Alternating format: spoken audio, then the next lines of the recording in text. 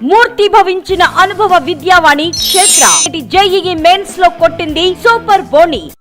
ఇవాళ ఎన్నో పథకాలు ఇచ్చుకుంటూ ఆయన చెప్పుకుంటూ వస్తా ఉన్నాడు. ఆయన ఆరోగ్యశ్రీ ఇచ్చానని చెప్పి అంటున్నాడు.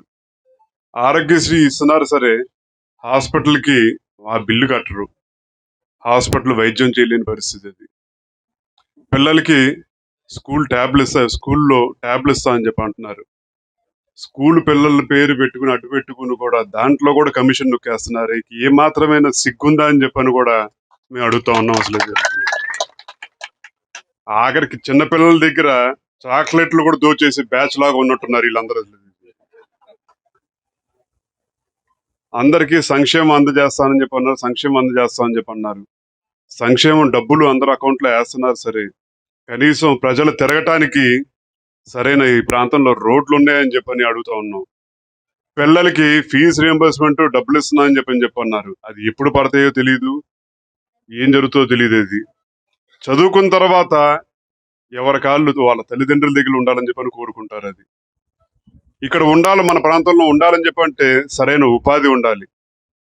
ఉపాధి ఉండాలని చెప్పంటే ఒక ఇండస్ట్రీ రావాలి, రకరకాల వ్యవస్థలు రావాలి. అది కానీ ఇవాళ ఉన్న పరిస్థితి చూస్తుంటే ఎప్పుడు పక్క రాష్ట్రం చదువు అయిపోయిన తర్వాత లేదంటే చదువులకే పక్క రాష్ట్రంకి వెళ్ళిపోదాం అని చెప్పనే దుస్థితి మనకు ఏర్పడింది. ఇది ఒక పరిశ్రమలు తీసుకొచ్చే ఒక సత్తా ఉన్న నాయకుడు మీ పార్లమెంట్ అభ్యర్థి కింద దొరికారు. అలాంటి నాయకుడు మనందరం గెలిపించుకునే బాధ్యత తీసుకుందాం. సీఎం రమేష్ గారిని గెలిపించుకుందాం. అలాగే ఈ ప్రాంతంలో గత 5 సంవత్సరాలుగా నుంచుని పోరాడుతున్న మన సుందర విజయ్కి మనందరం కలిసికట్టుగా ఈ 2 వారాల పాటు ఒక ద్వితీయ స్థాయి నాయకుడి నుంచి ఇవాళ పోటీ చేస్తున్నాడని చెప్పంటే మనందరం మద్దతు తెలియజేయాల్సిన అవసరం ఉంది. ఇవాళ కూటమి ధర్మంలో ఎంతో పెద్ద మనసుతోటి నాగేశ్వరరావు గారు మద్దతు తెలియజేస్తా ఉన్నారు. ఇక్కడ జనసేన సీటు తీసుకున్నారని చెప్పంటే, పవన్ కళ్యాణ్ గారు 21 సీట్లే తీసుకున్నారని చెప్పని అందరూ విమర్శిస్తా ఉన్నారు. ఎన్ని సీట్లు తీసుకున్నారు కాదు, 175 నియోజకవర్గాల్లో ఆయన మద్దతు తెలియజేశారు. 175 నియోజకవర్గాల్లో జన సైనికులు ఉన్నారని ఒక నమ్మకం, ఆయన ఇచ్చిన మాటకి కట్టుబడి ఉంటారని చెప్పని ఒక నమ్మకంతో ఆయన అనే సీట్లు తీసుకోవడం జరిగింది. అలాగే ప్రతి చాట జనసేన పోటీ చేసే ప్రతి చాట చంద్రబాబు నాయుడు గారికి ఆయన పిలిపించారు. తప్పకుండా తెలుగుదేశం పార్టీ వాళ్ళు జన సైనికులకి తోడుగా అండగా నుంచోవాలి, కార్యకర్తలు అందరూ అండగా నుంచోవాలని చెప్పని కూడా తెలియజేయడం జరిగింది. అనకాపల్లి జిల్లాకి స్వర్గీయ రంగా గారి అబ్బాయి రాధా గారు ఎలమంచిలి నియోజకవర్గం అచ్యుతాపురం రావడం జరిగింది.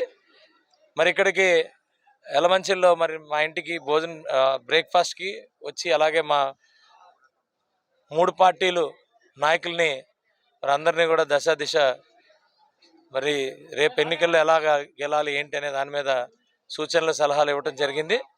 మేము చాలా సంతోషంగా ఉన్నాం.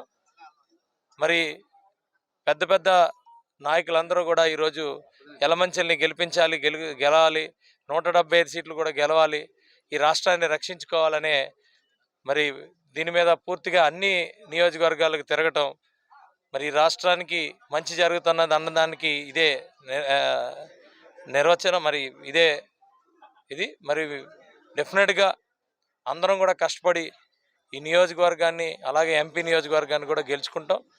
ఇక్కడున్న ఎంపీ నియోజకవర్గం మరి మేమందరం చెప్పడం జరిగింది. బీజేపీ ఎంపీ సీఎం రమేష్ గారితో పాటు ఉన్న 7 నియోజకవర్గాలు కూడా కూటమి కైవసం చేసుకుంటుందని చెప్పి నాయకులందరూ కూడా చెప్పడం జరిగింది. సుమన్ టీవీలో మీ పర్సనల్ అండ్ బిజినెస్ ప్రమోషన్స్ కోసం కింది నెంబర్కి కాంటాక్ట్ చేయండి.